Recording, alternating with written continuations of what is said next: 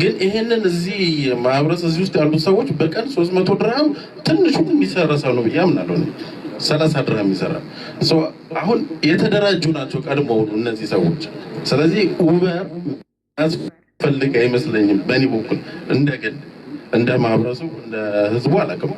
እና አሁን አንተ ልትሰጠን የምትችለው ቀደም እንዳልኩ እድሉ ሰጥተናል።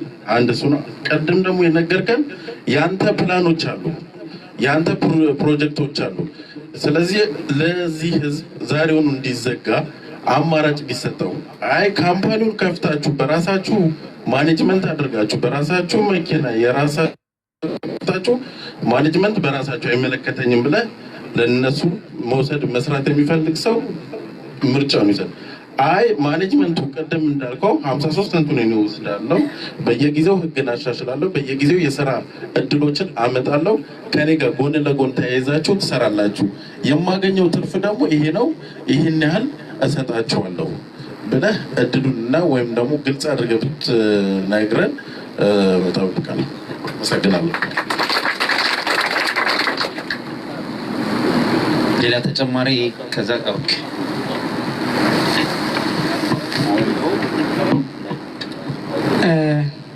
እሺ አሪፍ እና ሜን ነገር ነው እንትን ያደረከው። ሌላ ደግሞ አሁን እዚህ እያወራን የመጣልኝ እንትን አለ ያለኝ ሀሳብ አለ። አሁን እንደነገርኳችሁ ገና በደንብ ዲቴል እንሄድበት ነው።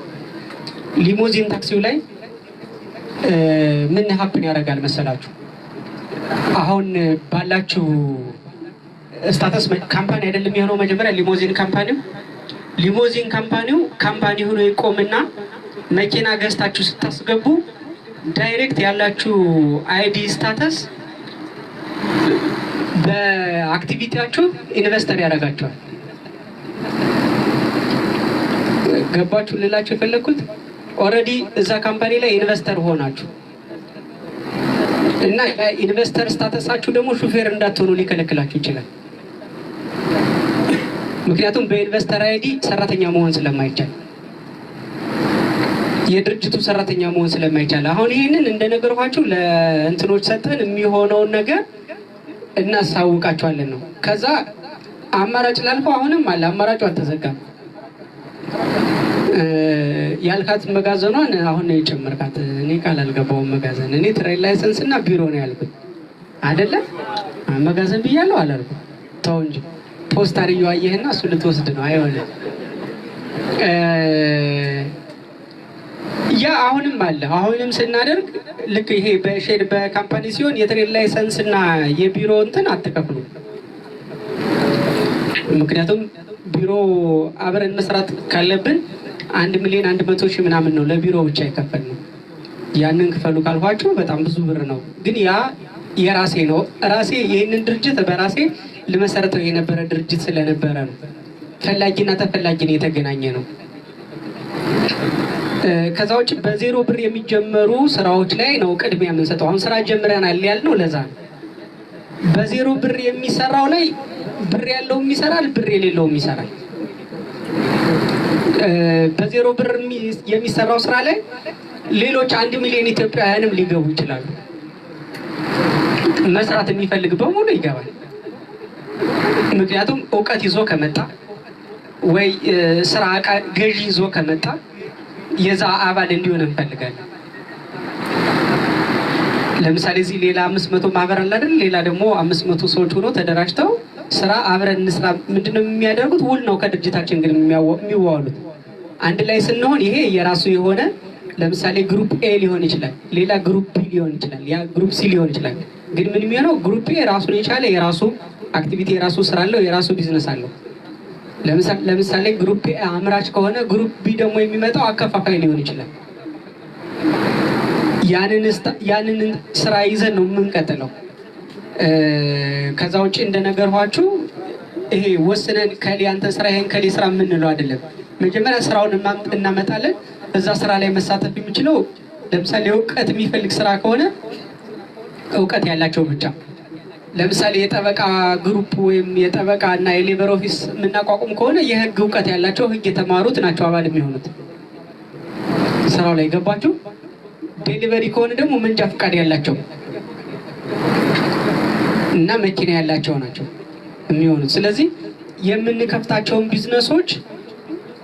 ቢዝነሱን እንከፍታለን። ከዛ ስንት ሰው ምክንያቱም እዚህ ላይ ሊስታቸው አለኝ አይደል አይዳችሁ። ከዛ ስንት ሰው እዚህ ስራ ውስጥ ይገባል በስታተሳችሁ፣ ስንቱ ሰው ስታተሱን ወደዚህ ቀይሮ ወደዚህ መግባት ይችላል። ምን ያህል ወጪ ያስወጣዋል ስታተሱን ለመቀየር፣ ምን ያህል ኮስት አለበት። ምክንያቱም ያን ስታተስ መቀየር ማህበር ስለሆነ የድርጅቱ ባለቤት ስለሆናችሁ እኩል ነው ድርጅቱ ኃላፊነት የሚወስደው ስታተሱን ለምትቀይሩበት። ስለዚህ ያን የሚሆነው ማለት ነው። ተመልሶላል ብዬ ተስፋ አደርጋለሁ። እናመሰግናለን ወንድማችን ወልድዬ። አሁንም ሌላ ጥያቄ ወጣ ያለ ያልተጠየቀ ተደጋጋሚ እንዳይሆንብን በተድቢር ጉዳይ ቅር ያለኝ ነገር አለ። እሱን ማብራራት ፈልጋለሁ የሚል ልጅ አለ እዚህ ጋር ቀደም የተነሳው ልጅ። ሰላም በድጋሚ እንዴት ናችሁ? ሰላም ነው። እኔ አሁን በስራ ጉዳይ እንደ ልምድም እንደምንም 500ችንም 500 ሹፌር ነንና 500ችንም 500 ሊሞዚን እንያዝ አንልም። ሁሉም የተለያየ ልምድ ሊኖርን ይችላል። ከስራ አኳያ የስራ ልምድ በጣም ይኖረናል። ስለዚህ ሁላችንም በግሩፖች አድሚን መሪዎችም ሊስተካከል የሚገባው ነገር ምንድነው? ቅድሚያ 500 ሹፌሩም በሹፍርና ሳይሆን ምንም ሙያ ያለው ብለን ብንጠይቅ የስራ ልምድ ምሳሌ በተድቢር ዙሪያ የሚያውቁ ልጆች ሊኖሩ ይችላሉ። በሹፍርና ያው ድራይቨርነት ሊሰሩ የሚችሉ ልጆች አሉ። ከስራ ልምድ ደግሞ ሌላ እውቀት በህግ የሚያውቁ ልጆች ሊኖሩ ይችላሉ። በጣም ብዙ ነገር እውቀት ያላቸው ልጆች አሉ። እነሱን አማካኝ አድርገን ብንሰራ ተድቢር ደግሞ የምንለው 500 ሰው ድራይቨሩም 500 ሰው ሊያመጣ አይችልም። ተድቢር ላይ ልምድ ያለው ሰው ተመርጦ እዚህ ውስጥ እኔ ልምድ ያለኝ ሰው የሚል ሰው ብቻ ገብቶ ያንን ተድቢር ቢሰራ ይሄን ነው የምለው። መታቀፍ ያለበት 500 ሼሩም በአንድ ድርጅት ውስጥ ሆኖ በልምዱ ቢሰራ ብዬ አምናለሁ። አንተስ ምን ትለናለህ በዚህ ላይ? አመሰግናለሁ።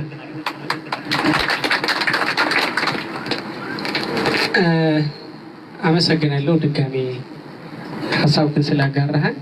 ግን ጥያቄውንም ጠየቅ መልሱንም እዛው አንተ መለስከው።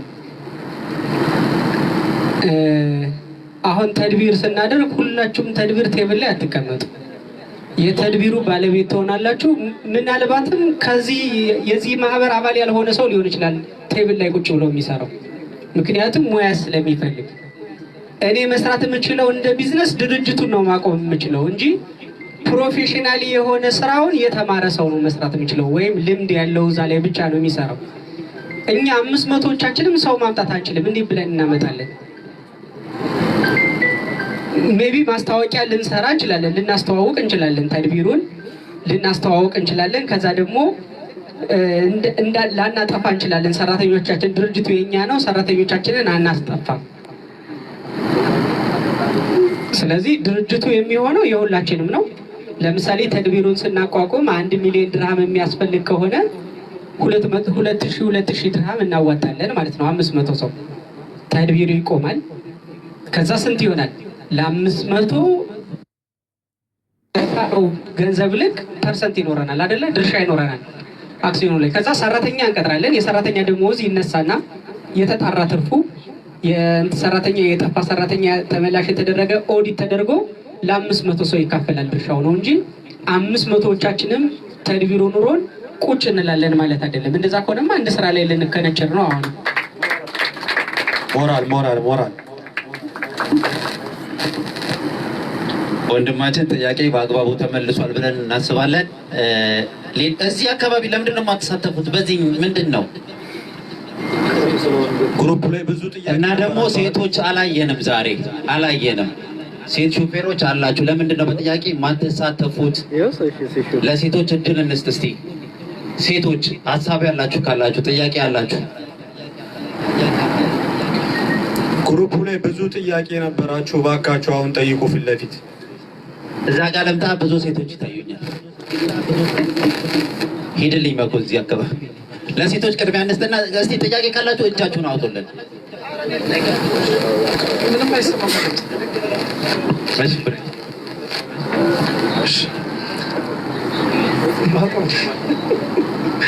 እሺ አመሰግናለሁ። ጸጋገው ማይኩን ወደ አቶ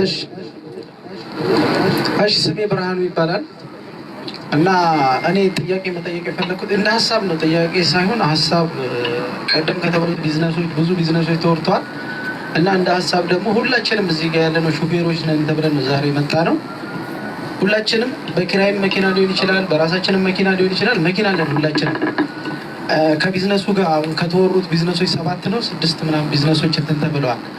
ከነዛ መሀል የመኪና ማጠቢያ ካምፓኒ እንደ ሀሳብ እንትን ቢባልና በየሁሉም ስቴት ላይ አቡዳቢም ሻርጃም ሁሉም ላይ አንድ መኪና ማጠቢያ እንትን ቢባል ይሄ ሁሉ ሰው ተደራጅቶ አንድ ላይ ሳይሆን አንድ ላይሰንስ ወጥቶ ቅርንጫፍ መክፈት ይቻላል ወይስ አይቻልም የሚለውን እሱን ስለማላክ በየሁሉም ሀገር ላይ ቅርንጫፍ ተከፍተው ምናምን ነገር በዛም ቢዝነስ ላይ እንትን ቢባል አሪፍ ነው ብዬ አስባለሁ። አመሰግናለሁ። እናመሰግናለን ብሬ። ሌላ ተጨማሪ ጥያቄ ያለው ካለ እሺ፣ እዛ ጋር መኩማን።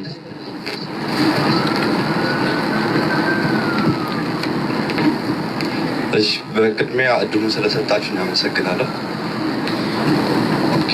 ያው እኔ መጠየቅ የፈለኩት በዲሊቨሪ ጉዳይ ነው፣ ዲሊቨሪ ካምፓኒ ላይ ነው እና ያው እዚህ ውስጥ ያለነው ሁላችንም ሹፌሮች ነን ማለት ጎን ለጎን ሌላ ገቢ ያለውም ሰው አለ። ፉል ታይም ደግሞ የሹፍርና ስራ በብዛት የሚሰሩ ሰዎች አሉና እንደ ቢዝነስ ማለት ትርፋማ ልንሆን እንችላለን፣ የሆነ ጊዜ የሚፈልግ ነገር ነው እና አሁን ላይ ዲሊቨሪ ካምፓኒውን ብንጀምር እንዴት ነው ስራውን? አሁን በራሳችን መኪና ስንመዘገብ ካር ሊፍት ምናምን መስራት አንችልም እና ያን ነገር እንዴት ነው ማለት አሁን ዲሊቨሪ ካምፓኒዎች ሎጎ ስለሚኖረው ሰው መጫን አትችልም።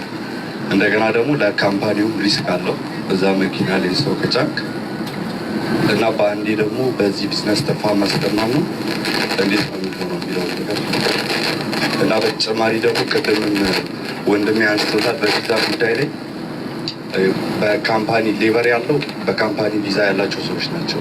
በስፖንሰር ደግሞ ያላቸው ሰዎች ሌበር ካርድ የላቸውም እና በዛም ጉዳይ ላይ አሰብሰብ እናመሰግናለን ወንድማችን። ስለዚህ 2 ጥያቄ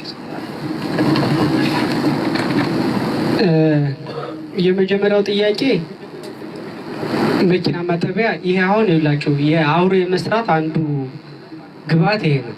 አሁን ለምሳሌ መኪና ማጠቢያ ብንከፍት ሲል ይሄ ልጅ እውቀት ይዞ ለመጣ አሁን ስለ መኪና ማጠብ ቢዝነስ እኔ ከዚህ በፊት አሁን ሁሌ መኪና ሳጥባለሁ ግን አእምሮ ላይ መጥቶ ያውቅም መኪና ማጠቢያ። ምክንያቱም አንድ መኪና ማጠቢያ እኔ ስንት ደቂቃ እንደምሰለፍና ልክ እኔ በምቆይበት 30 እና 40 ደቂቃ ውስጥ ስንት መኪና ታጥቦ እንደሚወጣና ስንት እንደምከፍል እና አባዝቼ ካልኩሌት ባደረገው ከዛ ደግሞ ኤምሬት ላይ ያሉ ስንት መኪናዎች አሉ፣ በወር ስንት ቀን ይታጠባሉ።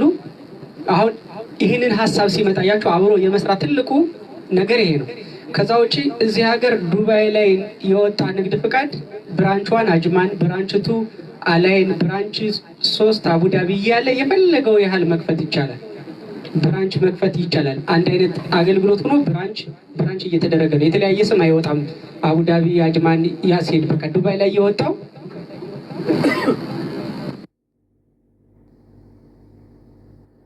ብራንች እየተደረገ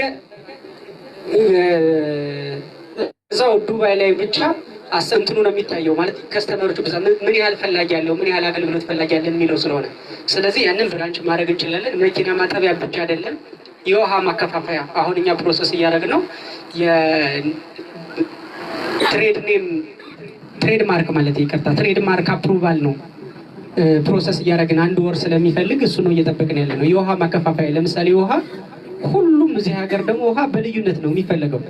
ውሃ ማከፋፈያ እና ውሃ ማምረቻ፣ ውሃ ፋብሪካ እሱን ቢዝነስ አለ። አንዱ የዚህ ቢዝነስ አንድ አካል ይሆናል፣ አንዱ ቢዝነሳችን ይሆናል። ስለዚህ ያንን እንትን እናደርጋለን። የቢዝነሶችን የመክፈት ችግር የለም ለማለት ነው። ብራንች ማድረግ እንችላለን፣ ችግር የለም። ሌላው ሁለተኛው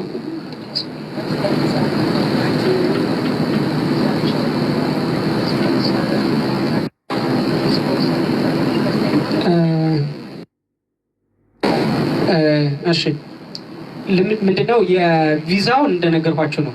አሁን እኛ ይሄንን ስራ ስንጀምር አንደኛው የመጀመሪያው ስራ የምንከፍለው ይሄ የተሲል የተድቢር ተያያዥ ሲስተም ቢዝነስ ይሄ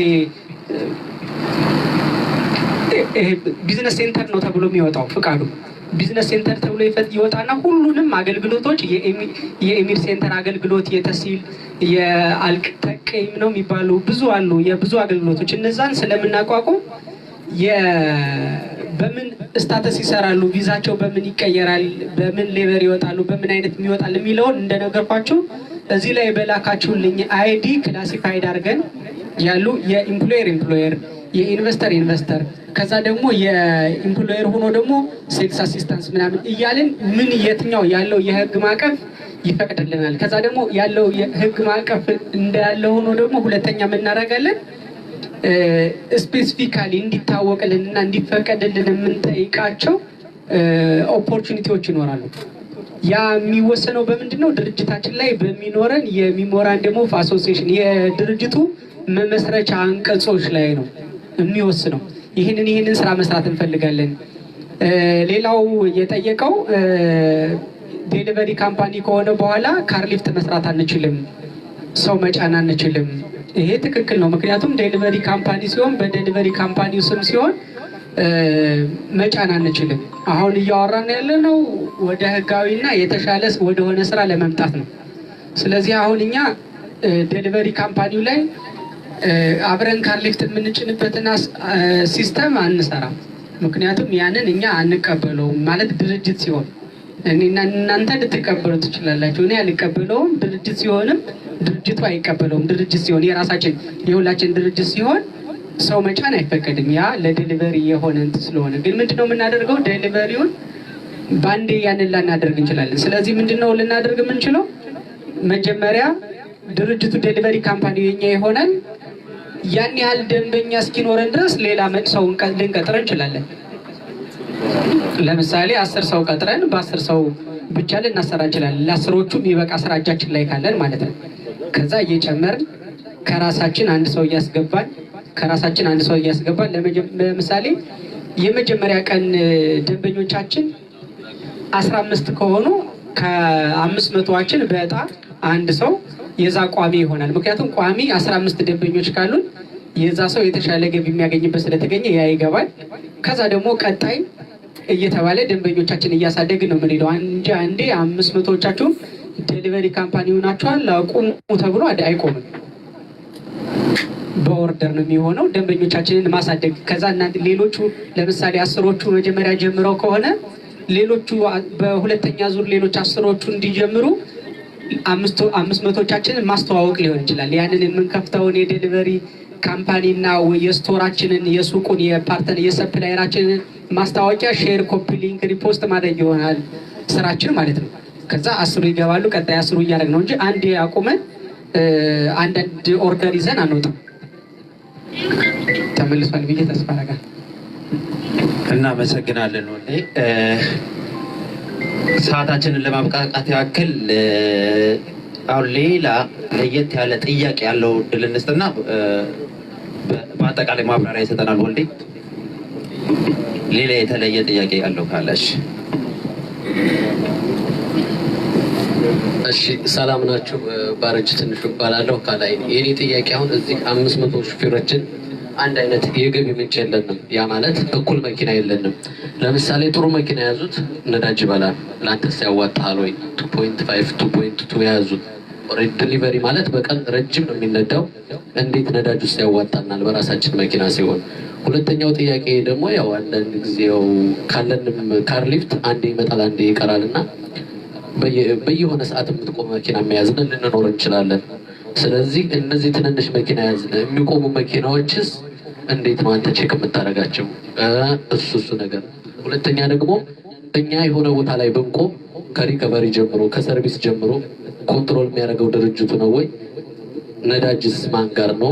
ዋናው ነገር ነዳጅ ትልልቅ መኪና ያላቸው ሊኖሩ ስለሚችሉ ኦልሬዲ ቀጥታ መኪናውን ይዘው ስለሚገቡ ማለት ነው። እና የኔ ጥያቄ ይሄ ነው። አመሰግናለሁ። እናመሰግናለን። ያልተጠየቀ ጥያቄ ነው የጠየቀው ባረች። ሌላ ተጨማሪ ያለው ካለ እድላችሁን ተጠቀሙበት። ማኩዛ ጋር እንድስትልኝ ሰላሙላችሁም ለሰጡት ጠጋ አድርገው ማይኩን ወደ አፍን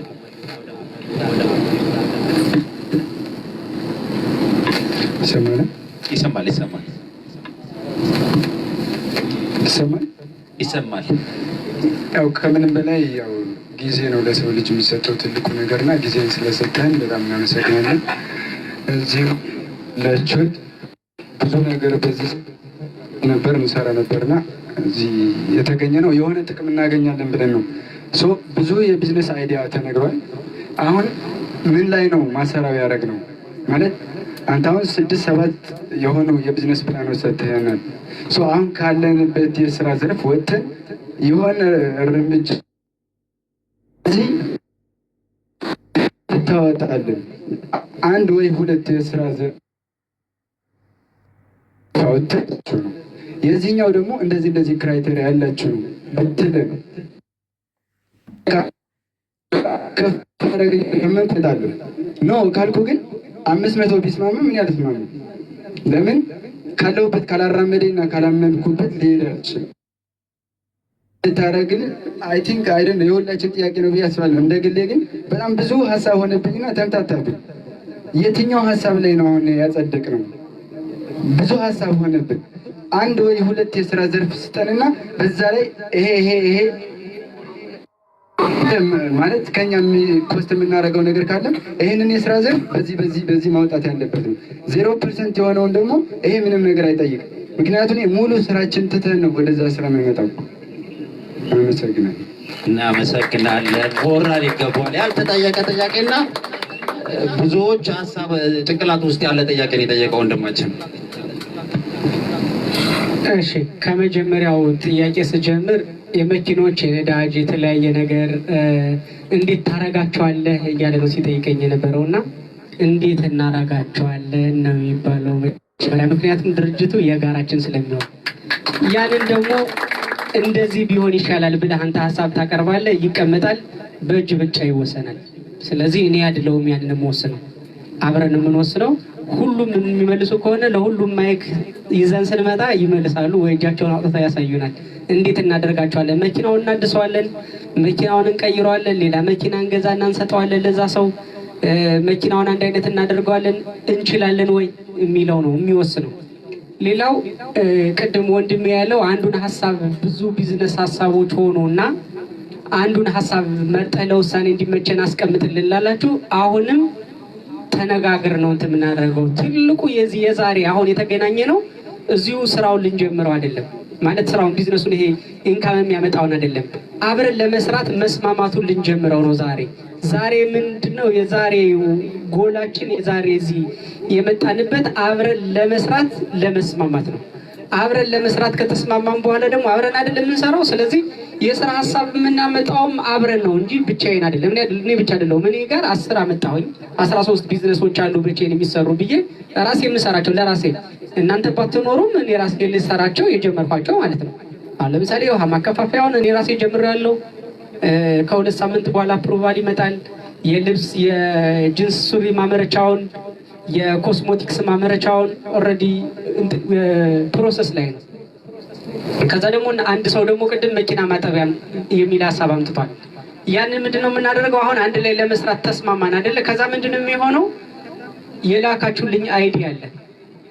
አይዲያችሁና ቀጥታ ስልክ ቁጥራችሁ ያልኳችሁ ልክ ያንን አይዲያችሁን ሊስት በአይዲያችሁ ላይ ያለውን ስማችሁን ከነያታችሁ የአይዲ ቁጥራችሁን ስታተሳችሁን አይዲያችሁ የእንትን የሚያደርግበትን የሚያልቅበትን እንትን እናደርግና ሌላ ደግሞ ምን የሰማሁት እንትን አሁን የሰማሁት እህቴ ነገርችን ቪዛቸው አይዲያቸው ከላካችሁልኝ አይዲ እንትን ያደረገ ኤክስፓየር ያደረገ ወይም ቪዛቸው የተበላሸ ወይም ደግሞ ፋይል በሌለው አይዲ ወጣ ነገ ልክ እንትን ላይ ሲገባ ድርጅቱ ወይም ያንን አይዲውን የሰጣችሁ ድርጅት የሌለ የተባረረ ድርጅት ሊኖር ይችላል።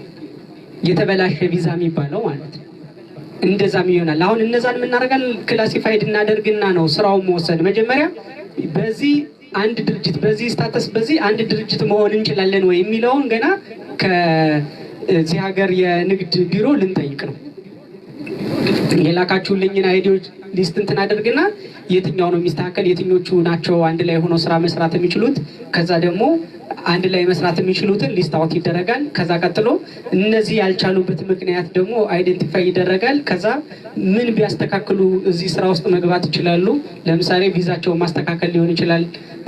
ሜቢ 1 ወር ብቻ የቀራቸው የአይዲ እንትናቸውን ለመታደስ 1 ወር የቀራቸው ይሄ አይቻልም ሊሆን ይችላል። አይዲያቸው በድርጅቱ መሆን አለበት የሚባሉ ሰዎች ሊኖሩ ይችላሉ። ልክ ይህንን ምን እናደርጋለን? ክሊር ካረግን በኋላ ነው የሚሆነው የዛሬው ስራ እና ትልቁ ስራ እዚህ አንድ ላይ እዚህ ያለን 500 ኢትዮጵያውያን ሹፌሮች የጋራ የሆነ ስራ ለመጀመር ለመስማማት ነው የመጣ ነው። ይህን ደግሞ በአብላጫ ድምፅ ተስማምተናል። የዛሬ ስራችንን ጀምረናል። ስራችንን የጀመርነው ምንድነው? አብሮ ለመስራት በመስማማት ነው። አብሮ ለመስራት በመስማማት ጀምረናል። እንቀጥላለን ማለት ነው።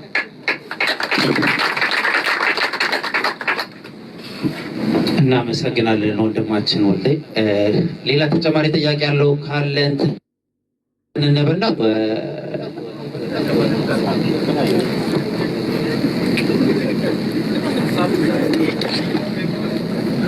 እዛ አካባቢ ከሌለ እዚህ ያለ እኔ ጋር ነው። ሰላም እንዴት ናችሁ? እድሪስ እባላለሁ። ሁላችሁንም አመሰግናለሁ። እኔ ያለ ጥያቄ አንድ ብቻ ነው። እሱም ያለ ጥያቄ ሁላችንም እዚህ ጋር የመኖሩ ፍላጎቱ ብቻ ነው ያለን። እዚህ ጋር ብቻ ቀጥለን ወደፊት ወደ ሀገራችን ምን ማድረግ አለብን የሚል በጣም ትልቅ ሀሳብ እኔ ጋር ያለው። ሁላችንም እዚህ ሀገር በጠረጠረ ብቻ ነው እየሰራን ያለ ነው። ሁላችንም ግን ወደ ኢትዮጵያ ምንድነው ማድረግ የምንችለው? ወደፊት የሚጠብቀን ምንድነው? ይሄን አይነት ጥያቄ መልካም ጊዜ ሆነላችሁ። እናመሰግናለን ጋሽ እድሪስ። ሌላ ይሄን ከዚህ በኋላ ጥያቄ አልፈልግም ወንድሜ። እውነት በጣም በጣም በጣም በጣም ነው የማከብረው። በጣም ያንተ ጥያቄ ቆሜ ነው የምመልሰው። እንደው ሌላ ማክበሪያ መንገድ ቢኖርም ባከብር ደስ ይለኝ ነበር። ይኸውላችሁ በእርግጥ እኔ ልናገረው እችላለሁ እንጂ ሁላችሁም እንደምትናገሩት እርግጠኛ ነኝ። እኛ ኢትዮጵያውያን ከሁሉም የምንለየው ለሀገራችን ያለንን ፍቅር የሚለየው በምን መሰላችሁ? እየኖርን ተመችቶን አይደለም። ሙተን እንኳን አስከሬናችን ስንኖር ያልኖርነውን ያህል ዋጋ ወጥቶ እንድንሄድ ወደ ሀገራችን እንፈልጋለን። ሙተን መቀበር የምንፈልገው ኢትዮጵያ። እድሎች ቢመቻቹልን ሁላችንም ኢትዮጵያ መኖር እንችላለን። እድሎች እንዲመቻቹ ደግሞ እነዚህ 500 ሰዎች ማድረግ ይችላሉ። ይሄ ዋናው ዓላማ ነው። በቃ ማለት እኔ አውቃለሁ፣ እርግጠኛ ነኝ ፈጣሪን ለምኜው ያልሰጠኝ ነገር የለም። ብዙ ፈተና ሊመጣብኝ፣ ብዙ ችግር ሊመጣብኝ ይችላል። በዚች ሀሳባችን ብዙ ጠላት ይወለድብናል። በዚች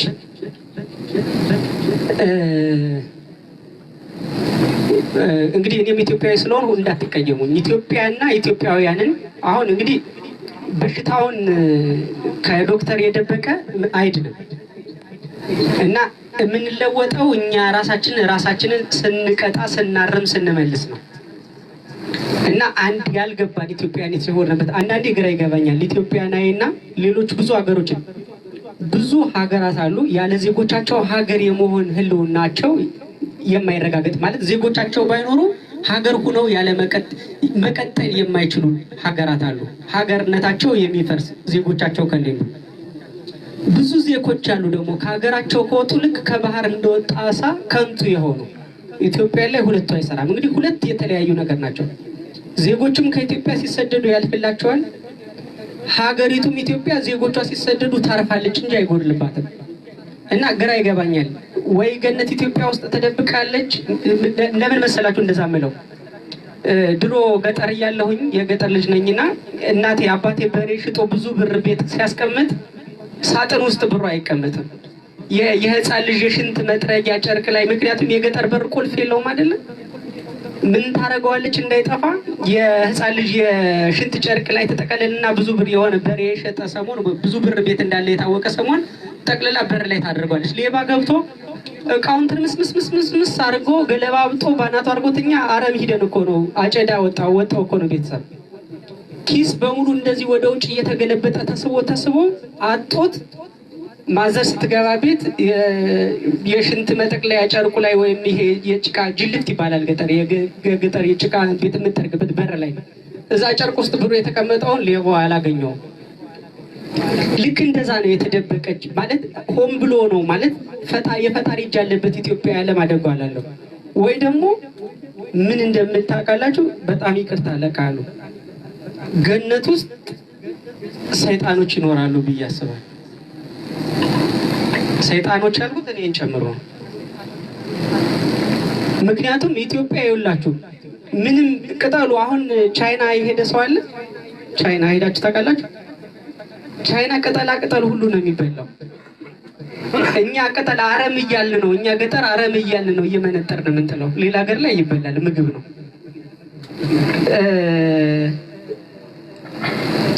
ፈረንሳይ ጎግል ላይ እስኪ ቼክ አድርጉ። ፈረንሳይ በአመት 100 ሚሊዮን ቪዚተር ይጎበኛታል። ተወሩ ቃኔድ ችግር የለም። ይሄን 100 ሚሊዮን ቪዚተር በአንድ አመት የምትጎበኝ ሀገር አለች። ፈረንሳይ የሚጋብዙት ኤፊል ታወር ነው አይደለም የሚባለው? ኤፊል ታወርን ለማየት በብረት የተበየደ ኤፊል ታወርን እንግዲህ እግዚአብሔር ያሳያችሁ።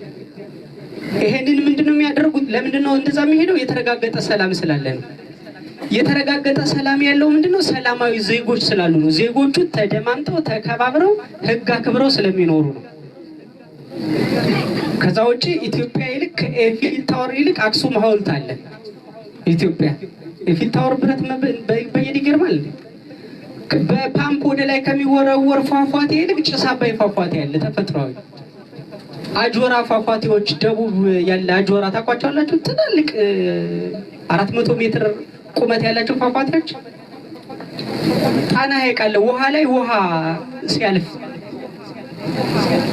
ውሃ ላይ ውሃ ሳይቀላቀል የሚያልፍበት በቃ ታምር ለማየት የሚገርም ላሊበላን የሚያህል ሀብት አለ። ሌላ ደግሞ የማይንቀሳቀስ የመስቀል የኢሬቻ በዓል አሸንድዬ ሶለል ምን የሌለን ባህል አለ። ተውት መሬቱ የሚሰጡትን ተውትና እንደዚህ የእንትን ላይ የታችሁ ታውቃላችሁ? እዚህ ሳፋሪ ሄዳችሁ ታውቃላችሁ? ሳፋሪ አንድ ኦዲየንስ ላይ ስንት አይነት እንትን ያቀርቡልናል። የተለያየ የኢንዲያ የምን ባህል ዳንስ አይደለም የሚቀርበው። ኢትዮጵያ ብንሄድ የ9 ብሔር ብሔረሰቦች አሁን እኛ የምንታገለው ብዙዎቻችን እንትን የምናደርገው በጣም ይቅርታ፣ ይሄ እኔ እንግዲህ ያልተማረ ሰው ብዙ ሊናገር ይችላል፣ ይቅርታ አድርጉልኝ። ይሄ የማይመቻችሁ እኛ የምንፈልገው ዘረኝነትን ልናጠፋ ነው አይደለም ፍላጎታችን። እንደ ዘረኝነት ያለ የታደነው ሀብት ደግሞ ኢትዮጵያውያን የለንም ብንጠቀምበት። ለየብቻ አሁን ይሄ አንድ ማድረግ ነው የሚፈልገው፣ አንድ ማድረግ አይደለም የሚያስፈልገው። ዘረኝነትም አይደለም ችግራችን፣ በሽታችን ጥላቻ ነው። እርስ በራሳችን መጣላታችን ነው እንጂ የተለያየን መሆናችን ዥንጉርጉርነት ነው። ወንድሜ አንዴ ተነሳልኝ። የለበሰው ልብስ አያችሁት? አንተ ደግሞ ተነሳ። ከሁለቱ ልብስ የትኛው ያምራል? ዥንጉርጉሩ አያምርም? ሰላማዊ ብንሆን 135 ሚሊዮን ኢትዮጵያ ቁጭ ብሎ ይቅርታ 135 ሚሊዮን ኢትዮጵያውያን ፖሊሶች ብንሆን አሁን የሚረብሽ የለም ማለት ነው። 135 ሚሊዮን ኢትዮጵያ ያለ አይደለ? ሁላችንም ፖሊሶች ብንሆን ሁላችንም ህግ አስከባሪ ነን። ማን ያጠፋል? ማን ይረብሻል? ማን ይሰርቃል? ማን ሰው ይገላል? ማን ይጣላል? ሁላችንም ፖሊሶች ሆነን አለ ተስማምተን ተማምለን 135 ሚሊዮናችን ፖሊስ ብንሆን ከዛ ምንድነው የምናደርገው? ከ11 ክልል አለ። ከ11 ክልል 100 ሰው የባህል ጭፈራ እናስለምዳለን፣ እናስተምራለን። 135 ሚሊዮናችን ፖሊሶች ነን ብያቸዋለሁ። አንድ አይነት ልብስ እንለብሳለን። ከዛ ግን ባህሉ ደግሞ እንዳይቀላቀልብን 100 ሰው ከሁሉም ክልል እናደርግና እናደርጋለን በየክልሉ ሩቅ ቦታ አድርገን ከዛ ዓለም ይሰማል።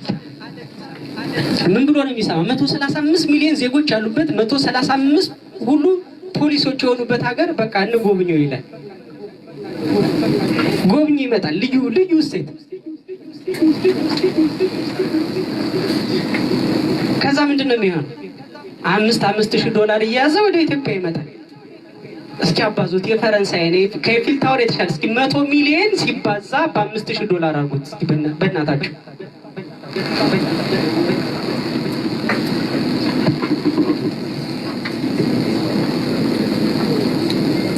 ሚሊዮን እንግዲህ ኤፊል ታወርን ያህል ነገር መፍጠርኛ ያቀተናል። ቆይ እኔ ማባዛት የምፈልገው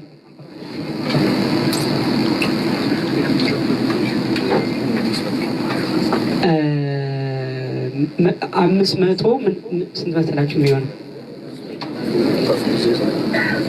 100 ሚሊዮን ቪዚተር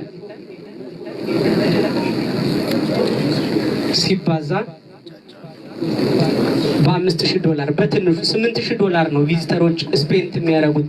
ቻት ጂቢቲን ኦር እንትን መጠየቅ ትችላላችሁ። $500 ቢሊዮን ነው በቪዚቲንግ ብቻ በቱሪስት ብቻ ማግኘት እንችላለን። ምክንያቱም ሰላም ከሆነ ጭስ አባይን ያን ሁሉ ነገር አሁን ይሄ በኮሪደር በእንትን በገበታ ለሀገር የሚሰሩ ፕሮጀክቶችን ሆቴሎችን ብናሰፋኛ ቅድም አሁን ወደ ኢትዮጵያ ያለውን ነው። ቤቶች ሪል ስቴቶች ብንገነባኛ ሆቴሎች ብንገነባ ሪዞርቶች ብንገነባ ሌላውን ተውትና ይሄ በጣም ሙቀት ሲሆን እና በጣም ቅዝቃዜ ብርድ ሲሆን ለ4 ወር ለ5 ወር አሳልፈውበት የሚሄዱ ቤት ብንገነባላቸው ቪላዎች በተገጣጣሚ አሁን በ4 ሚሊዮን ብር በ5 ሚሊዮን ብር ለዛውም 10% ብቻ ኮንትሪቢዩት አድርገን ምክንያቱም ለሃርድ ከረንሲ የኢትዮጵያ ብሔራዊ ባንክ 10% እኛ አውጥተን 90% ብድር ለመስጠት እየለመነ ነው። በየቀኑ ማስታወቂያ የፖስቱታል አይታችሁ ከሆነ የኢትዮጵያ ንግድ ባንክ ኦፊሻላዊ ፔጅ ካላችሁ እንግዲህ $500 ሚሊዮን ሲካፈል እንግዲህ ሁላችንም ፖሊሶች ልንሆን አይደለ? ደሞዝ ያስፈልገናል። ሲካፈል ለ135 ሚሊዮን ኢትዮጵያውያን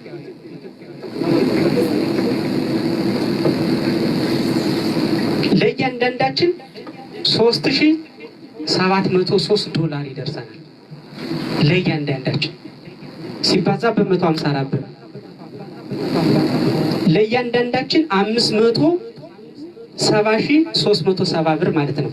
ሲካፈል ለ12 እያንዳንዳችን በወር 47,530 ብር የዜግነት ተከፋይ አገሮችን እንሆናለን ብቻ አይደለም 200 የዓለም ሀገሮች ላይ ኦን አራይቫል ቪዛ እንሄዳለን። ፓስፖርታችን ሞራል እዳ የሌለበት ሀገር ይኖረናል። እዳ የሌለበት ሀገር ለሌላ ሀገር የሚያበድር ሀገር ካለን ደግሞ ፓስፖርታችን አሜሪካ ለመሄድ ኦን አራይቫል ነው። ይህንን ለማድረግ ደግሞ እናንተ የምንጀምረው ድርጅት ብላክ ማርኬትን ሐዋላን ያስቀራል። ማስቀረት ብቻ አይደለም ዶላር ጀነሬት እያደረገ ወደ ሀገሩ ይወስዳል። ወንድሜ የጠየቀን ጥያቄ መልስ ሲመለስ ቤት አገራችን ላይ ኢንቨስትመንት ይኖረናል። ኮራ ብለን ሌላ ሀገር ላይ ኢንቨስት ለማድረግ ኦፍ ኮርስ ዱባይ ችግር የለም። ዱባይ ሁለተኛ ሀገራችን ናት። እውነት ንጉሶቹን በንግስና ላይ ንግስና ይጨምርልን። በእናታችሁ እንደዚህ እንደፈለግን እንድንኖር ተከብረን እንድንኖር ስንት ባለየ እያለ አፉ እንዳይከፍትብን ያስከበረችን ኤምሬት ነች።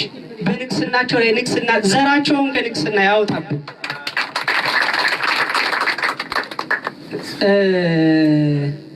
አገራችን ላይ ስናለማ አገራችንን ስናሳድግ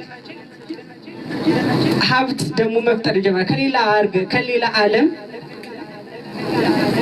ዜጎች ይመጣሉ። ሲመጡ ምን እንደሚያደርጉ ታውቃላችሁ? ኤቲኤም ላይ ዶላር ነው በካርድ ይዘው የሚመጡ። ከዛ ምን ይገዙናል? ብር ይገዙናል። አያችሁ ታሪኩ ሲቀየር። አሁን እኛ እዚህ በብላክ ማርኬት እንትን የምናደርግ የሌላ ሀገር ብር ልንገዛ ነው አይደል? ጨዋታ ይቀየራል። ምክንያቱም ኢትዮጵያ መጣው ኢትዮጵያ ሆቴል ለመክፈል ኤቲኤም ላይ ያስገብተው ነው እንትን በኤቲኤም አይደለም የሚከፍሉ ውጭት ቢዝ በዶላር ብር ይገዙናል ማለት ነው። ብራችንን በዶላር ይገዙናል። ያ ሲሆን የኛ ብር የመግዛት አቅም ከዶላር የተሻለ ይሆናል። $1 154 ብር የሆነበት ምክንያት ኢትዮጵያ ያለባት የዕዳ ክምችት ነው እንደዛ ያደረገው እንጂ ምንም አይነት ዶላር ዕዳ ባይኖርባት ኖሮ $1 እኩል ነበሩ።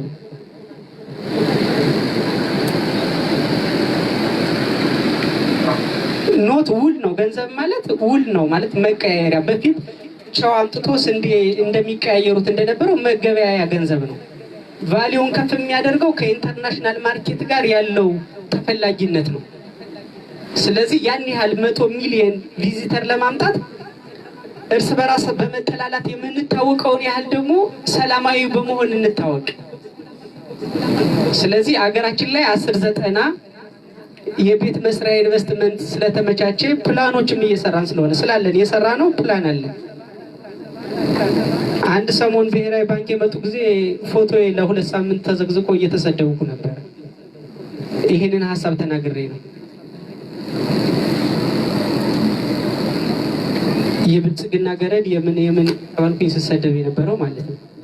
ግን አንድ ነገር አሁንም እንድታቁልኝ የምፈልገው ነጋዴ ስትሆኑ እና ኖርማል ሰው ስትሆኑ ይለያያል። አንድ የቅርብ ዘመዴ ኦርቶዶክስ ነው እና ማርያምን ትወዳታለህ ይሉታል። ወድጄ ወዳታለሁ ግንዱን ከግንድ ጋር የሚያጋጭ ልጅ አለ እኮ።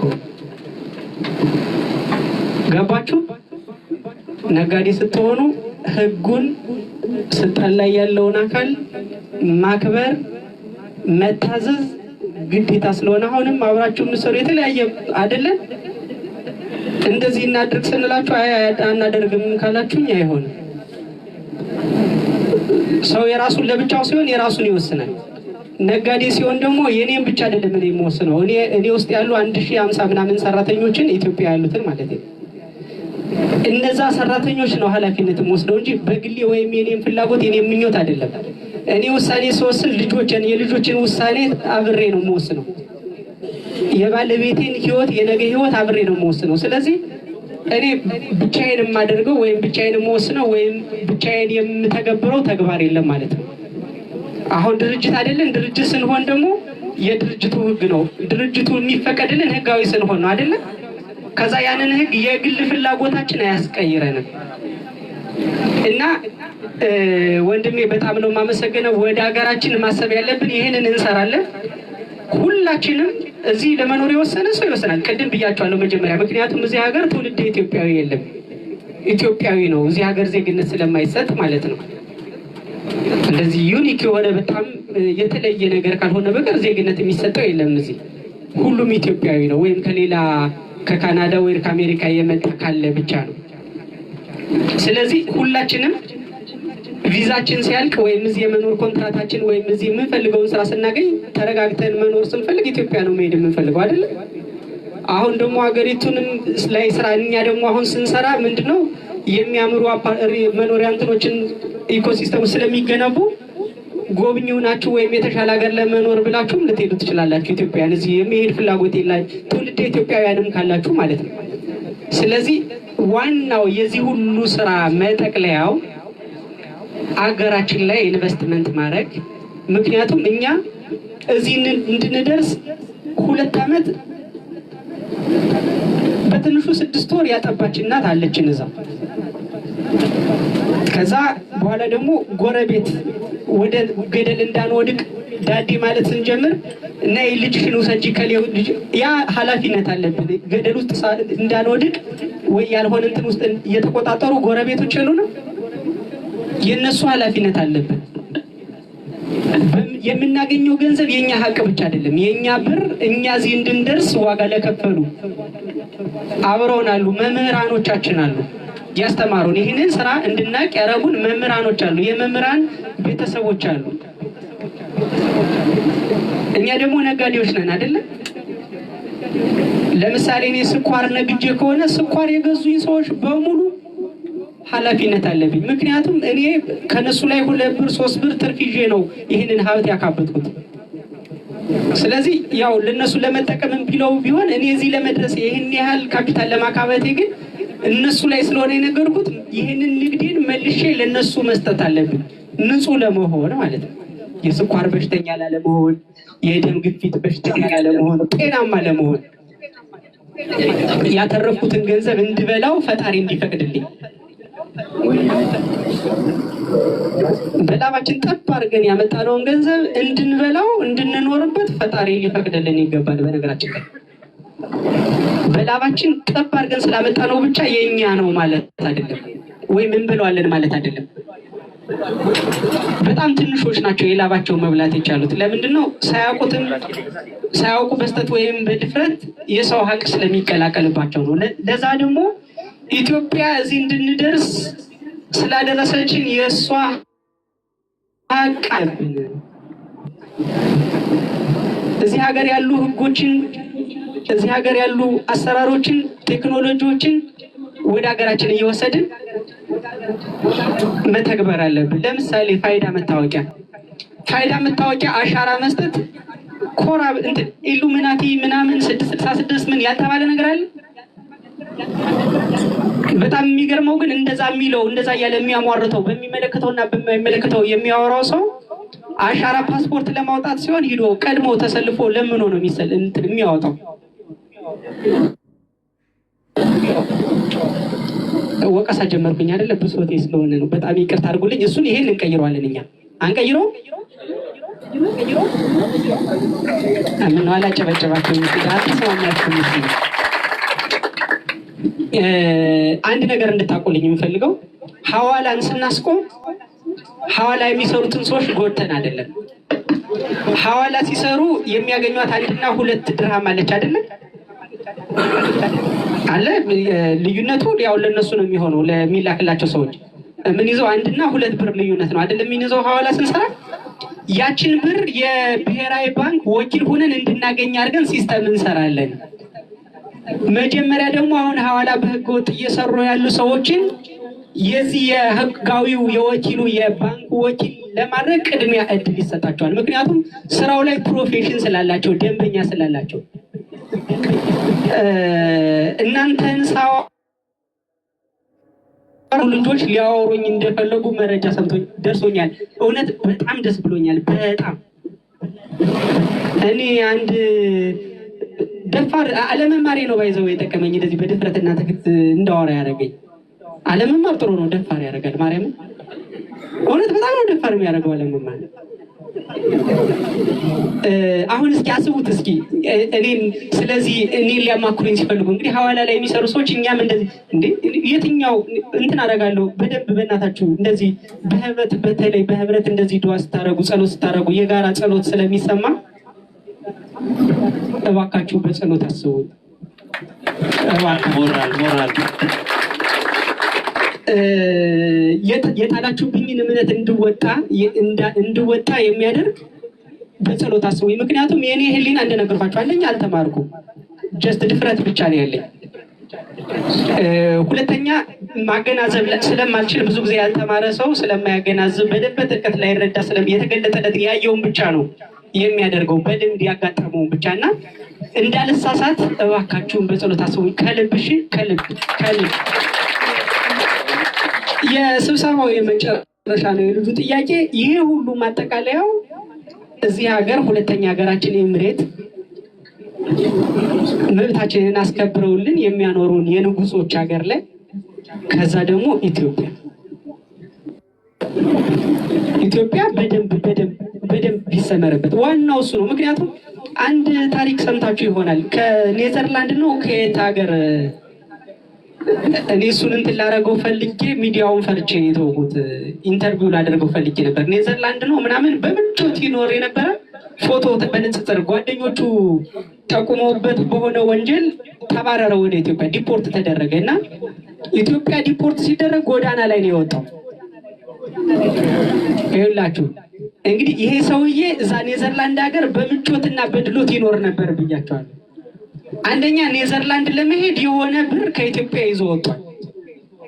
ሁለተኛ ኔዘርላንድ በዛ ምቾት እየኖረ ኢትዮጵያ ጎዳና እንዳይወጣ የሚያደርገው ቤት እንኳን አልነበረውም። እዛ በምቾት የሚኖር የነበረ በጣም ትልቅ ካፒታል ኔዘርላንድ ላይ ሰው ሀገር ላይ ሲያንቀሳቀስ የነበረ ሰውዬ ኢትዮጵያ ግን ከቤት ክራይ የሚያድነው ጎዳና ከመውጣት እንጂ ትንሽ ብር እንኳን ቢኖረው ኖሮ ቤት መከራየት ይችል ነበር። ጎዳና ላይ ወጣ ተብሎ ሰው ሲያዝንለት ነበር። ያሳዝናል። እንደ ማንኛውም ችግር ሲደርስበት ግን ያ ሰው ይሄ ልክ እንደ ሀገር ክህደት ወንጀል መጠየቅ ያለበት ሰው ነው። ምክንያቱም ያን ያህል ዓመት በደልቶት ይኖር ከነበረ እንዴት ኢትዮጵያ ላይ ለኢትዮጵያ የሆነ ሀቋን ከልክሎ ስለነበረ ምንም ነገር ወደ ኢትዮጵያ ምንም አይነት ኢንቨስትመንት ስላልነበረው ጎዳና ላይ ወጣ። አልገባችሁም መሰለኛል። ልዩነቱ ገብቷቸዋል። እንዴት በድሎት ሌላ ሀገር ላይ የነበረ ሰው እንዴት ሀገሩ ላይ ሲመጣ እንዴት ጎዳና ተዳዳሪ ይሆናል? አያችሁ፣ ለሀገሩ መስጠት የነበረበትን ሀቅ ወደ ሀገሩ ላይ ኢንቨስት አላደረገም። ወደ ሀገሩ ምንም ኢንቨስት ስላላደረገ ልክ ሲመጣ ድንገት እዛ ያለው አልመቻለና ቀንጣለው ወደቀ። ኢትዮጵያ መጥቶ ግን ጎዳና ላይ ነው የወጣው። ጉስቁል ብሎ በሳምንት ውስጥ ቅይሪር ብሎ ለንጽጽር ፎቶውን ከግራና ከጎን አድርገውት አይቼዋለሁ።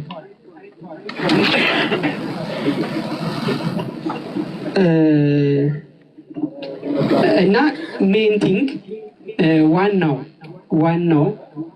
ዋናው ጎሉ ኢትዮጵያ ውስጥ ያልኳችሁ 100 ሚሊዮን ቪዚተር ወደ ኢትዮጵያ መውሰድ፣ ኢትዮጵያን ከውጭ ዕዳ ነፃ የማድረግ።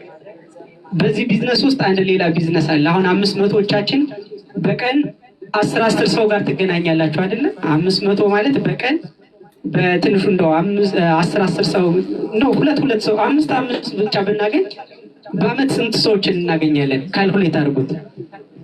ዱባይ እና ሳውዲ አረቢያ ላይ እንሰራለን 1 ሚሊዮን ኢትዮጵያውያን ጋር 1 ሚሊዮን ኢትዮጵያውያን ጋር የመቶ ድርሃም ዕቃ እንሸጥላቸውና ትርፉ 60 ድርሃም እንዲኖር አድርገን እንሸጣለን። ዕቃው ለ1 ሚሊዮን ኢትዮጵያውያን ስንሸጠው 60 ሚሊዮን ድርሃም ትርፍ ይኖራል።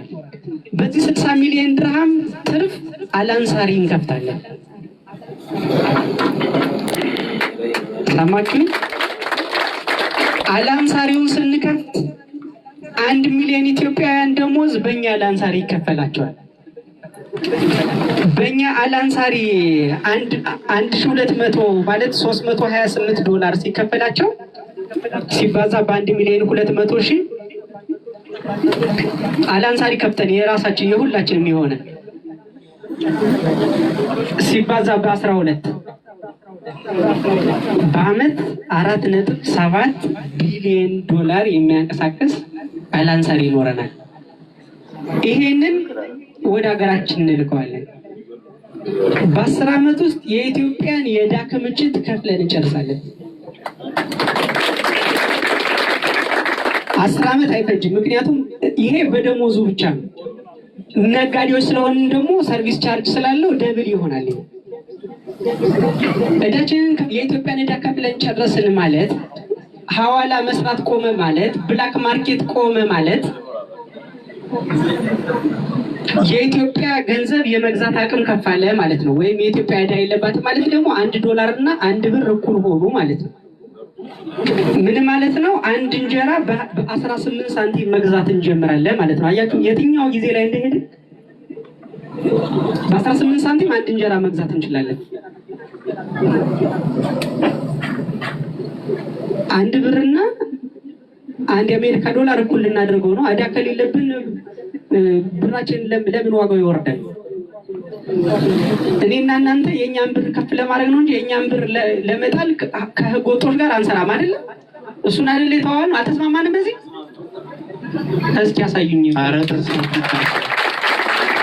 ስለዚህ ይህንን ከተስማማን ህገ ወጥ ሐዋላን ካስቆም ነው እኛ ይላችሁ ህገ ወጡን ስራ ነው የምናስቆመው። ህገ ወጦቹን አይደለም የምናስቆመው። ህገ ወጦችን ህጋዊ ነው የምናደርገው። እንዲያገኙ አድርገን ህጋዊ እናደርጋቸዋለን። የላምን ወተት